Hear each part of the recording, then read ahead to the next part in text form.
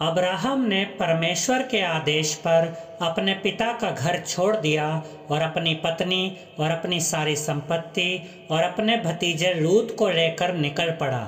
लेकिन अब्राहम और लूत को बिछड़ना पड़ा। लूत अपने रास्ते गया और अब्राहम अपने रास्ते गया। अब्राहम का ध्यान, अब्राहम की नज़र आत्मिक चीज़ों पर थी और वो चीज़ थी परमेश्वर का वादा। अब्राहम का ध्यान नाशवान चीज़ों पर नहीं था, जबकि लूत का निर्णय पूरी तरह से स्वार्थी था। उसने अब्राहम को छोड़ दिया और वह सदोम चला गया। उत्पत्ति 13 का 8 से 13। तब अब्राम लूत से कहने लगा, मेरे और तेरे बीच और मेरे और तेरे चरवाहों के बीच में झगड़ा न होने पाए, क्योंकि हम लोग भाई बंधु हैं। क्या सारा देश तेरे सामने नहीं? इसलिए मुझसे अलग हो जा। यदि तू बाईं ओर जाए तो मैं दाहिनी ओर जाऊंगा, और यदि तू दाहिनी ओर जाए तो मैं बाईं ओर जाऊंगा। तब लूत ने आंख उठाकर यरदन नदी के पास वाली सारी तराई को देखा कि वह सब सींची हुई है। जब तक यहोवा ने सदोम और अमोरा को नष्ट न किया था, तब तक सोअर के मार्ग तक वह तराई यहोवा की वाटिका और मिस्र देश के समान उपजाऊ थी। इसलिए लूत अपने लिए यरदन की सारी तराई को चुन के पूर्व की ओर चला और वे एक दूसरे से अलग हो गए। अब्राम कनान देश में रहा, पर लूत उस तराई के नगरों में रहने लगा और अपना तंबू सदोम के निकट खड़ा किया। सदोम के लोग यहोवा के लेखे में बड़े दुष्ट और पापी थे। उत्पत्ति 18 का 1 से 33। अब्राहम ममरे के बांज वृक्षों के बीच कड़ी धूप के समय तंबू के द्वार पर बैठा हुआ था। तब यहोवा ने उसे दर्शन दिया। उसने आंख उठाकर दृष्टि की तो क्या देखा कि 3 पुरुष उसके सामने खड़े हैं। जब उसने उन्हें देखा, तब वह उनसे भेंट करने के लिए तंबू के द्वार से दौड़ा और भूमि पर गिरकर दंडवत की और कहने लगा, हे प्रभु, यदि मुझ पर तेरी अनुग्रह की दृष्टि है तो मैं विनती करता हूँ कि अपने दास के पास से चले ना जाना। मैं थोड़ा सा जल लाता हूँ और आप अपने पाँव धोकर इस वृक्ष के नीचे विश्राम करें। फिर मैं एक टुकड़ा रोटी ले आऊं और उससे आप अपने अपने जीव को तृप्त करें, तब उसके पश्चात आगे बढ़ें, क्योंकि आप अपने दास के पास इसीलिए पधारे हैं। उन्होंने कहा, जैसा तू कहता है वैसा ही कर। तब अब्राहम तुरंत तंबू में सारा के पास गया और कहा, 3 सहा मैदा जल्दी से गूंद और फुलके बना। फिर अब्राहम गाय बैल के झुंड में दौड़ा और एक कोमल और अच्छा बछड़ा लेकर अपने सेवक को दिया और उसने जल्दी से उसे पकाया। तब उसने दूध और दही और बछड़े का मांस जो उसने पकवाया था लेकर उनके आगे परोस दिया, और आप वृक्ष तले उनके पास खड़ा रहा और वे खाने लगे। उन्होंने उससे पूछा, तेरी पत्नी सारा कहाँ है? उसने कहा, वह तो तंबू में है। उसने कहा, मैं वसंत ऋतु में निश्चय तेरे पास फिर आऊँगा और तेरी पत्नी सारा के एक पुत्र उत्पन्न होगा।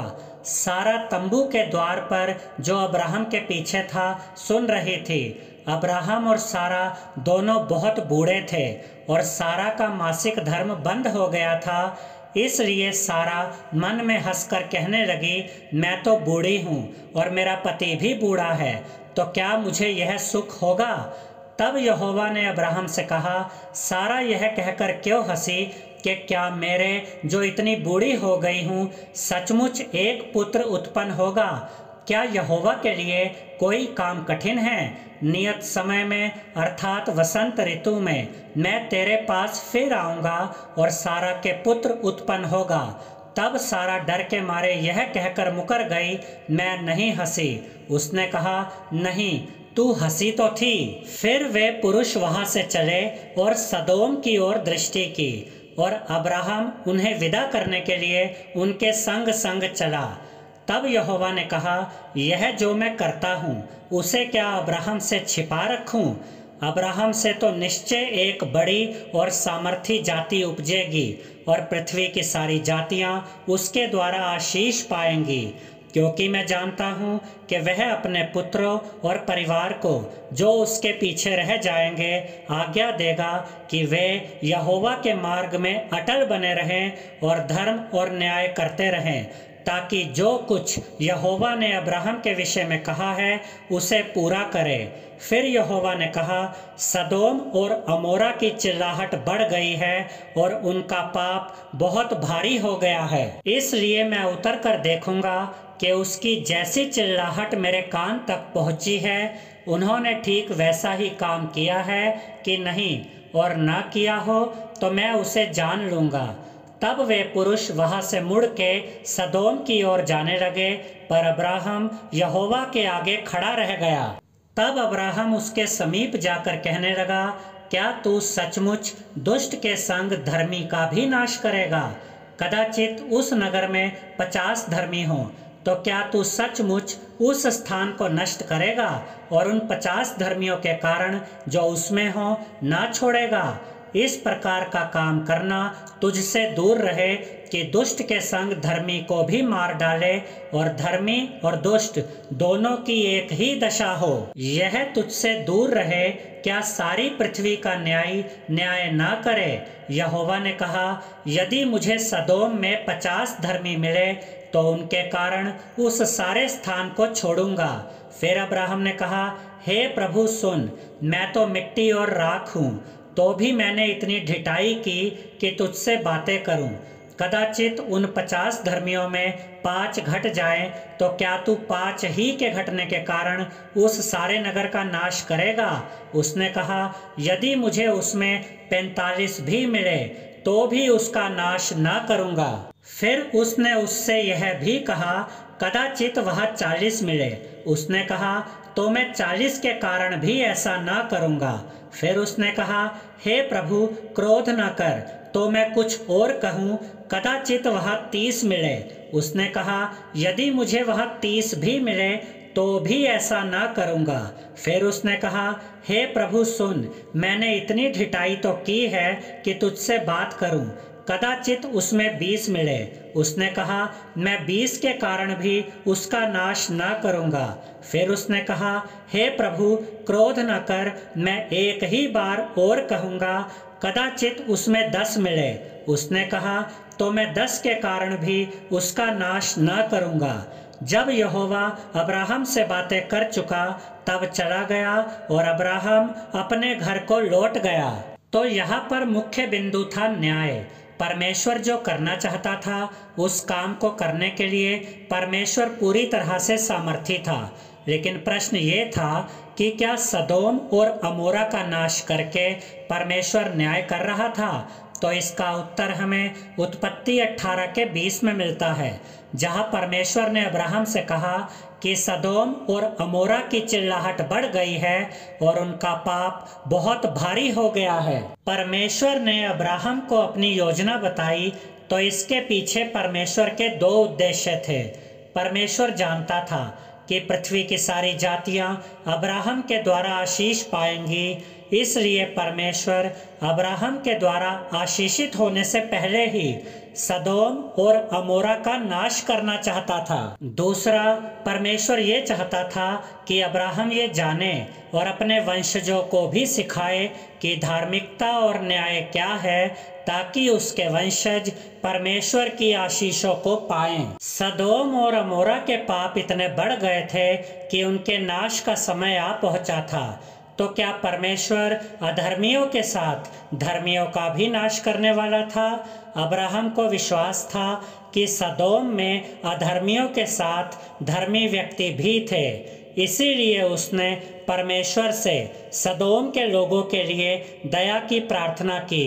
ये अब्राहम के महान चरित्र को दिखाता है कि उसने प्रार्थना की कि अधर्मी लोगों के साथ धर्मी लोगों का नाश ना हो। जब अब्राहम ने परमेश्वर से कहा कि अगर वह 50 धर्मी लोग मिले या 40 धर्मी लोग मिले या 30 धर्मी लोग मिले या 20 धर्मी लोग मिले या 10 धर्मी लोग मिले, तो क्या तब भी परमेश्वर सदोम और अमोरा का नाश करेगा? तो अब्राहम ये नहीं चाहता था कि परमेश्वर अपनी योजना को बदल दे या परमेश्वर अपनी इच्छा को बदल दे। उत्पत्ति 19 का 1 से 22। सांझ को वे दो दूत सदोम के पास आए और लूत सदोम के फाटक के पास बैठा था। उनको देखकर वह उनसे भेंट करने के लिए उठा और मुंह के बल झुककर दंडवत कर कहा, हे मेरे प्रभुओं, अपने दास के घर में पधारिए और रात भर विश्राम कीजिए और अपने पाँव धोइए, फिर भोर को उठकर अपने मार्ग पर जाइए। उन्होंने कहा, नहीं, हम चौक ही में रात बिताएंगे। पर उसने उनसे बहुत विनती करके उन्हें मनाया, इसलिए वे उसके साथ चलकर उसके घर में आए और उसने उनके लिए भोजन तैयार किया और बिना खमीर की रोटियां बनाकर उनको खिलाई। उनके सो जाने से पहले सदोम नगर के पुरुषों ने, जवानों से लेकर बूढ़ों तक, वरन चारों ओर के सब लोगों ने आकर उस घर को घेर लिया और लूत को पुकार कर कहने लगे, जो पुरुष आज रात को तेरे पास आए हैं वे कहाँ हैं? उनको हमारे पास बाहर ले आ कि हम उनसे भोग करें। तब लूत उनके पास द्वार के बाहर गया और किवाड़ को अपने पीछे बंद करके कहा, हे मेरे भाइयों, ऐसी बुराई ना करो। सुनो, मेरी 2 बेटियां हैं जिन्होंने अब तक पुरुष का मुंह नहीं देखा। इच्छा हो तो मैं उन्हें तुम्हारे पास बाहर ले आऊं और तुमको जैसा अच्छा लगे वैसा व्यवहार उनसे करो, पर इन पुरुषों से कुछ न करो, क्योंकि ये मेरी छत तले आए हैं। उन्होंने कहा, हट जा। फिर वे कहने लगे, तू एक परदेशी होकर यहाँ रहने के लिए आया, पर अब न्यायी भी बन बैठा है, इसलिए अब हम उनसे भी अधिक तेरे साथ बुराई करेंगे। और वे उस पुरुष लूत को बहुत दबाने लगे और किवाड़ तोड़ने के लिए निकट आए। तब उन अतिथियों ने हाथ बढ़ाकर लूत को अपने पास घर में खींच लिया और किवाड़ को बंद किया, और उन्होंने क्या छोटे क्या बड़े सब पुरुषों को जो घर के द्वार पर थे अंधा कर दिया। अतः वे द्वार को टटोलते टटोलते थक गए। फिर उन अतिथियों ने लूत से पूछा, यहाँ तेरा और कौन कौन है? दामाद, बेटे, बेटियां और नगर में तेरा जो कोई हो, उन सबों को लेकर इस स्थान से निकल जा, क्योंकि हम यह स्थान नष्ट करने पर हैं, इसलिए कि इसकी चिल्लाहट यहोवा के सम्मुख बढ़ गई है और यहोवा ने हमें इसका सत्यानाश करने के लिए भेजा है। तब लूत ने निकलकर अपने दामादों को, जिनके साथ उसकी बेटियों की सगाई हो गई थी, समझा के कहा, उठो, इस स्थान से निकल चलो, क्योंकि यहोवा इस नगर को नष्ट करने पर है। पर वह अपने दामादों की दृष्टि में ठट्टा करने वाला जान पड़ा। जब पौ फटने लगी तब दूतों ने लूत से जल्दी करने को कहा और बोले, उठ, अपनी पत्नी और दोनों बेटियों को जो यहाँ हैं ले जा, नहीं तो तू भी इस नगर के अधर्म में भस्म हो जाएगा। पर वह विलंब करता रहा। इस पर उन पुरुषों ने उसका और उसकी पत्नी और दोनों बेटियों के हाथ पकड़े, क्योंकि यहोवा की दया उस पर थी, और उनको निकालकर नगर के बाहर कर दिया। और ऐसा हुआ कि जब उन्होंने उनको बाहर निकाला तब कहा, अपना प्राण लेकर भाग जा, पीछे की ओर न ताकना और तराई भर में न ठहरना, उस पहाड़ पर भाग जाना, नहीं तो तू भी भस्म हो जाएगा। लूत ने उनसे कहा, हे प्रभु, ऐसा ना कर, देख, तेरे दास पर तेरी अनुग्रह की दृष्टि हुई है और तूने इसमें बड़ी कृपा दिखाई कि मेरे प्राण को बचाया है। पर मैं पहाड़ पर भाग नहीं सकता, कहीं ऐसा ना हो कि कोई विपत्ति मुझ पर आ पड़े और मैं मर जाऊं। देख, वह नगर ऐसा निकट है कि मैं वहां भाग सकता हूं, और वह छोटा भी है, मुझे वही भाग जाने दे। क्या वह नगर छोटा नहीं है और मेरा प्राण बच जाएगा? उसने उससे कहा, देख, मैंने इस विषय में भी तेरी विनती स्वीकार की है कि जिस नगर की चर्चा तूने की है उसको मैं नष्ट ना करूँगा। फुर्ती से वहाँ भाग जा, क्योंकि जब तक तू वहाँ ना पहुँचे तब तक मैं कुछ न कर सकूँगा। इसी कारण उस नगर का नाम सोअर पड़ा। स्वर्गदूतों को लूत को सदोम से लगभग खींचकर बाहर लाना पड़ा, परमेश्वर दयालु है, ये हमें इस बात से पता चलता है कि परमेश्वर ने अब्राहम की प्रार्थना पर लूत को सदोम से सुरक्षित जाने दिया। लेकिन लूत अभी भी स्वर्गदूतों से बहस कर रहा था। लूत अभी भी वही सब करना चाहता था जो उसकी नज़र में सही था। वो अभी भी सोअर में जाना चाहता था, जिसका मतलब होता है छोटा। परमेश्वर लूत को बचाना चाहता था, लेकिन लूत देर कर रहा था और फिर से अपनी ही बुद्धि के अनुसार चलना चाहता था, न कि परमेश्वर की योजना के अनुसार।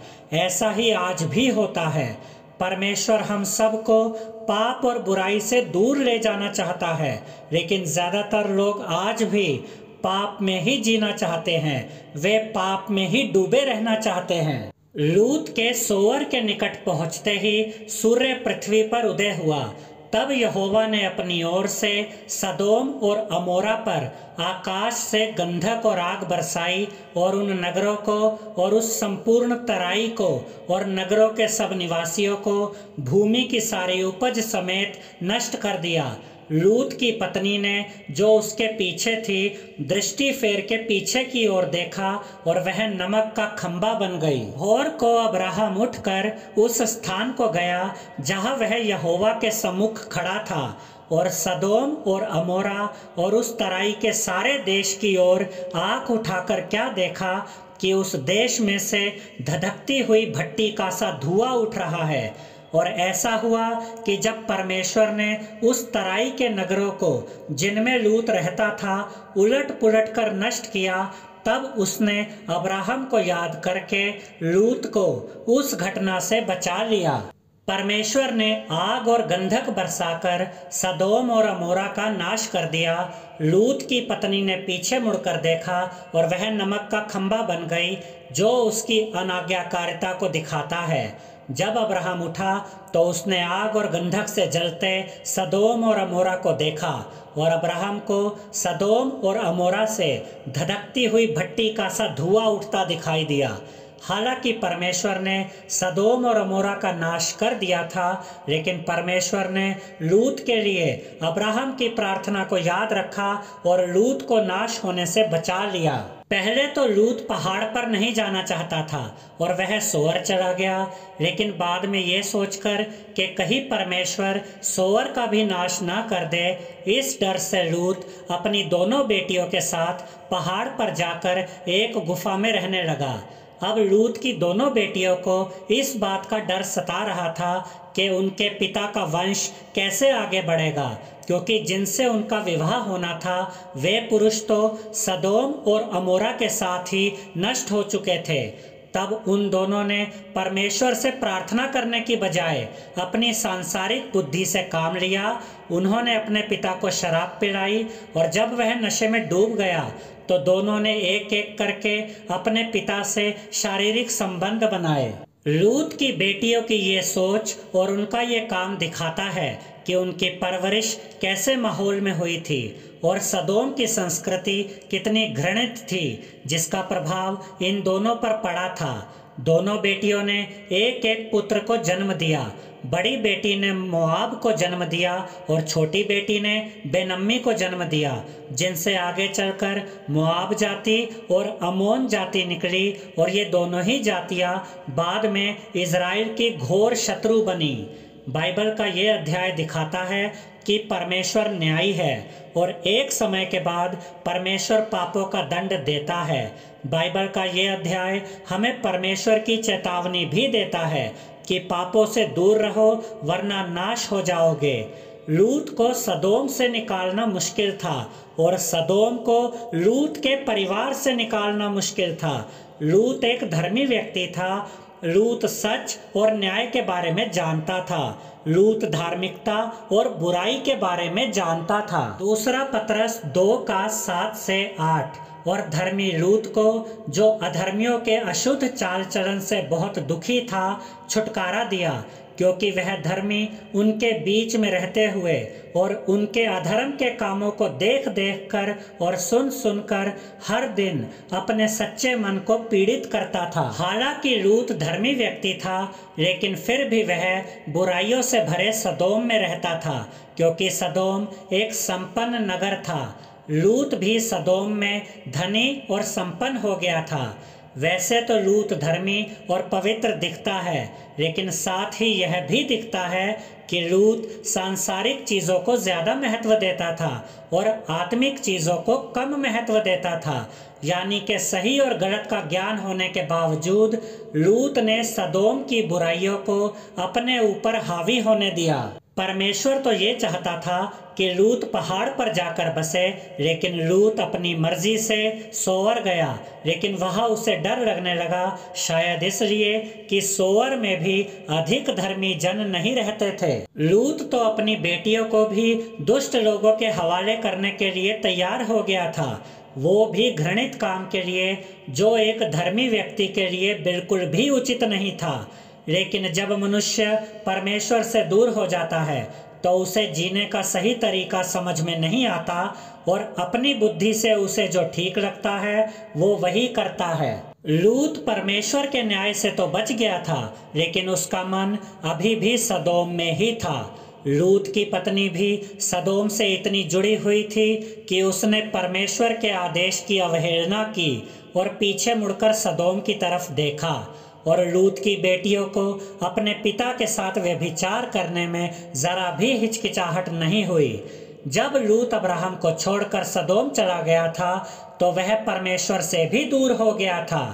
अगर परमेश्वर ने सदोम का नाश नहीं किया होता तो सदोम लूत का नाश कर देता। तो जो परमेश्वर ने सदोम के साथ किया उससे हमें क्या सीखने को मिलता है कि हमें कैसा जीवन जीना चाहिए? तो इस प्रश्न का उत्तर बहुत ही आसान है। पहला यूहन्ना 2:15 से 17, तुम न तो संसार से और न संसार में की वस्तुओं से प्रेम रखो। यदि कोई संसार से प्रेम रखता है तो उसमें पिता का प्रेम नहीं है, क्योंकि जो कुछ संसार में है अर्थात शरीर की अभिलाषा और आँखों की अभिलाषा और जीविका का घमंड, वह पिता की ओर से नहीं परंतु संसार ही की ओर से है। संसार और उसकी अभिलाषाएं दोनों मिटते जाते हैं, पर जो परमेश्वर की इच्छा पर चलता है वह सर्वदा बना रहेगा। सांसारिक चीजों में सुख ढूंढना और संसार के पापों में आनंद लेते हुए परमेश्वर से दूर हो जाना परमेश्वर की नजर में पाप है, और ऐसा करने वाला व्यक्ति अपने नाश को आमंत्रित करता है। लूका 17 के 32 से 33 में यीशु ने कहा, लूत की पत्नी को स्मरण रखो, जो कोई अपना प्राण बचाना चाहे वह उसे खोएगा, और जो कोई उसे खोए वह उसे जीवित रखेगा। मेरे भाइयों, मेरी बहनों, अगर आप चाहते हैं कि बाइबल का ये संदेश ज़्यादा से ज़्यादा लोगों तक पहुँचे और ज़्यादा से ज़्यादा लोग आशीषित हों, तो इस वीडियो को लाइक करें, शेयर करें, हमारे चैनल को सब्सक्राइब करें और बेल आइकॉन बटन ज़रूर दबाएं, जिससे हमारी हर नई वीडियो का नोटिफिकेशन आपको मिलता रहे। प्रभु यीशु मसीह के नाम में आमीन।